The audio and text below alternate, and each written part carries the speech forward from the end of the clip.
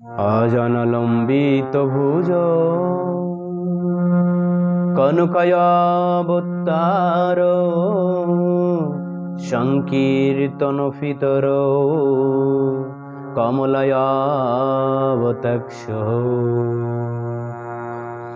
বিশ্বম্ভর দ্বিজবর যুগধর্ম পাল বন্দে জগৎ প্রিয় কর করুণায় অবতার। চৈতন্য মহাপ্রভু নবদ্বীপে অবতীর্ণ হলেন। চৈতন্য মহাপ্রভু হলেন একমাত্র কৃষ্ণ প্রেম প্রসারকারী প্রথম অবতার, শেষ অবতার এবং মধ্য অবতারও। কেননা দ্বিতীয় আর প্রেম অবতার পুরুষ বা প্রেম প্রচার পুরুষ জন্মগ্রহণ কলিতে সম্ভব নয়, আর হবে না। কারণ চারি যুগে চারি ধর্ম জীবের কারণ, কলিযুগে ধর্ম হয় নাম সংকীর্তন। যেমন কলিযুগে সর্বশ্রেষ্ঠ ধর্ম নাম সংকীর্তন যোগ্য, ঠিক তদ্রূপ ভাবে সর্বশ্রেষ্ঠ কৃষ্ণ প্রেম প্রচার করতে আসলেন চৈতন্য মহাপ্রভু। রাধারানীর ভাবকান্ত অঙ্গীকার করে আসলেন নবদ্বীপে অবতার। রাধা ভাব অঙ্গীকার ভাবকান্ত অঙ্গের ভূষণ, তিনি বাঞ্চ বিলাসী শশী গর্ভে পরকাশী সঙ্গে সব পারিষদগণ। এই হলো চৈতন্য মহাপ্রভু অবতরণের বিশেষ রহস্য। তিনি রাধারানীর ভাবকান্তি তার অঙ্গের ভূষণ করে অবতীর্ণ হলেন নদিয়ায়।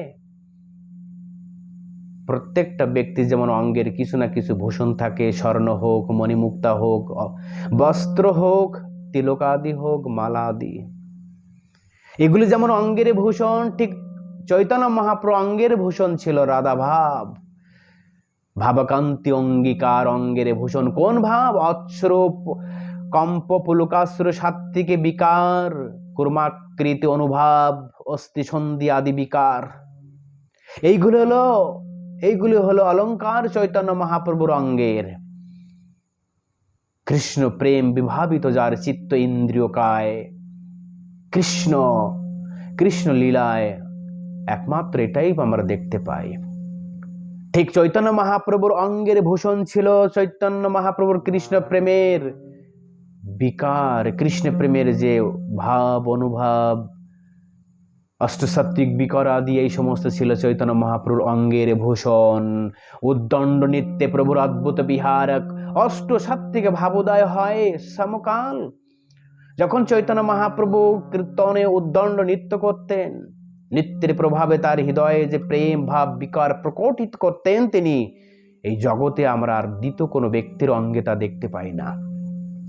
মাংস ব্রণ সহ রোম বৃন্দ পুলকিত, শিমলের বৃক্ষ যেন কণ্টকে বেষ্টিত।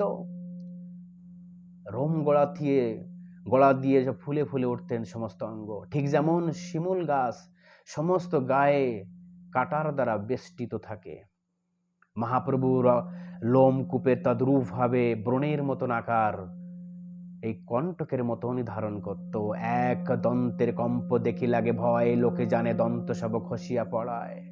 যখন তিনি প্রেমের ভাব তার হৃদয় প্রকটিত হতো, অঙ্গের যে ভঙ্গিমা, বিশেষ করে মুখ, চোখ আদি, হাত পা, আমরা যেন কখনো এরকম দেখি না, মনে হয় যেন প্রত্যেকটা অঙ্গ খসে পড়ছে।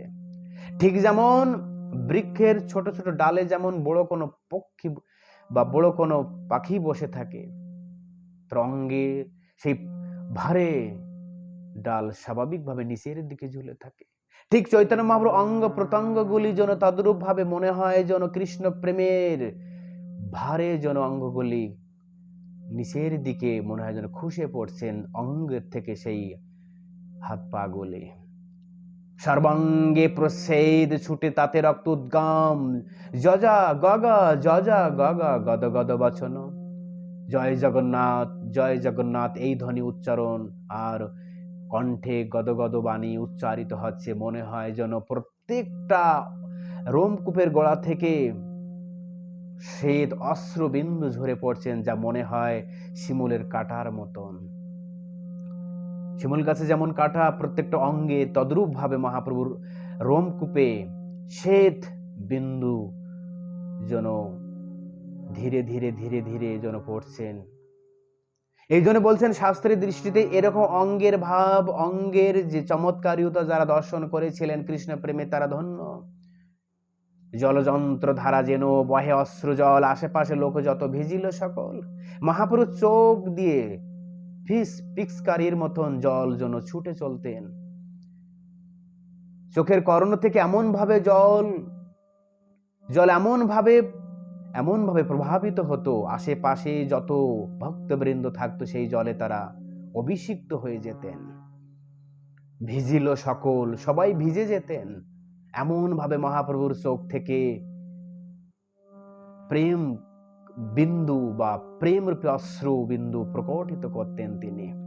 জল যন্ত্র ধারা, যেমন ফোয়ারা থেকে জল আমরা দেখতে পাই কিভাবে চতুর্দিকে ছুটে যায়, ঠিক তদ্রূপ ভাবে ভগবান শ্রী চৈতন্য মহাপ্রভুর দুই চোখ থেকে এরকম জলযন্ত্রের ধারার মতন চতুর সাইটে ভক্তদেরকে ভিজিয়ে রাখতেন কৃষ্ণ প্রেম রূপে অশ্রবিন্দুতে। দেহকান্তি গৌর কবু দেখি অরুণ, কবু কান্তি দেখি যেন মল্লিকা পুষ্প ফুল। অঙ্গের যে কখনো কখনো যেন মনে হতো যে মল্লিকা পুষ্পের দ্বারা বেষ্টিত সেই শ্রী অঙ্গ। কবে স্তম্ভ কবু প্রভু ভূমিতে পড়ায়, শুষ্ক কাষ্ঠ সমুখ হস্ত পদনা চলায়। যখন অঙ্গে মহাপ্রভু প্রেম প্রকট করতেন, উদ্দণ্ড নৃত্য, আবার কখনো কখনো যখন ভূমিতে সেই উদ্দণ্ড প্রভাবে কীর্তনে যখন ভূমিতে পড়ে যেতেন, মনে হয় যেন একটি শুকনো কাঠ ভূমিতে পড়ে আছে, অঙ্গের আর কোনো সঞ্চালন থাকতো না। অদ্ভুত গম্ভীর ভাব বিকার প্রভুর দেহে দেখি, হেন ভাব পৃথিবীতে কবু নাহি শুনি। এ হলো বাস্তব একজন প্রেমের চরম পরিণতি ব্যক্তির দেহের অঙ্গের ভূষণ। আমরা জানি হরিদাস ঠাকুরের লীলা একজন ব্রাহ্মণ এই অনুকরণ করেছিল। হরিদাস ঠাকুর প্রমাণ করিয়ে দিলেন সেই ব্রাহ্মণকে কিভাবে ভয় ভীতি দিয়ে ডান্ডা দিয়ে ব্রাহ্মণ সেখান থেকে উঠে পালালেন। কিন্তু হরিদাস ঠাকুরের দেহে যে কৃষ্ণ প্রেমের যে ভাব সবাই জানতেন, এটা নকল নয়, এটা এটা কৃষ্ণ প্রেমের বিভাবিত তনু।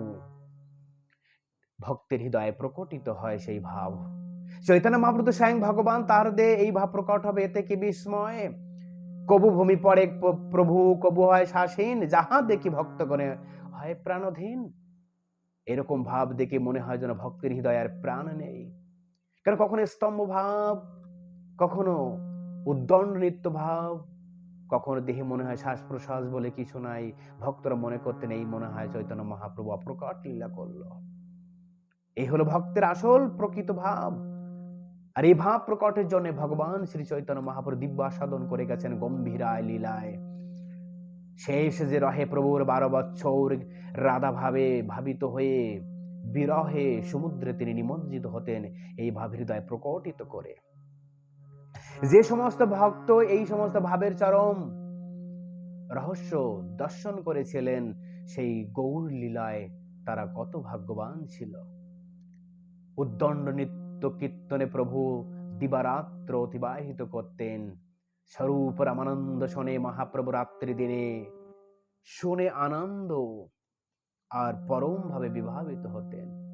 কখনো কীর্তন, কখনো কৃষ্ণ কথামৃত, কখনো নর্তন।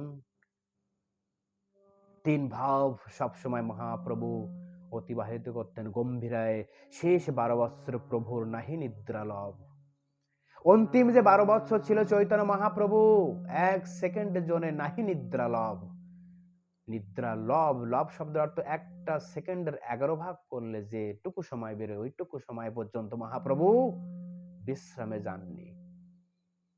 এই 12 বৎসরে চৈতন্য মহাপ্রভু আহার নিদ্রা বিহার আভাসে মাত্র হয়, কবু নাহি তিনি করেন, শুধু জলযন্ত্রের মতনই চলতে থাকে। এই কৃষ্ণ প্রেম বিভাবিত চিত্ত ইন্দ্রিয় যিনি ধারণ করেছেন তার হৃদয়ে এই ভাব প্রকটিত হয়। ভক্তের হৃদয়ে কখনো কখনো হয়, কিন্তু এরকম পরিমাণে কখনো হয় না যা চৈতন্য মহাপ্রভুর হৃদয়ে প্রকটিত হতেন। আর যখন যে ভাব উঠতেন সেই ভাবে লীলার স্তম্ভে তিনি বা লীলা স্মরণে তিনি কয়েকদিন অতিবাহিত করতেন। কেন কৃষ্ণ প্রেমের যে লীলারূপ সমুদ্র অমৃত মাধুর্য সিন্ধু তিনি যখন আস্বাদন করতে শুরু করতেন, দিন কখন রাত কখন তার এই জ্ঞানই থাকতো না। অর্থাৎ রাত দিন বলে সেখানে আর তার হৃদয় প্রকটিত হতো না। তখন দিব্যয় চিন্ময় আনন্দের সেই লীলা অতিবাহিত করতেন। দিব্য চিন্ময় দিন উদিত হলো মহাপ্রভুর জীবনে। কৃষ্ণ প্রেমের লীলার মাধ্যমে তিনি তার সাধন করেছেন।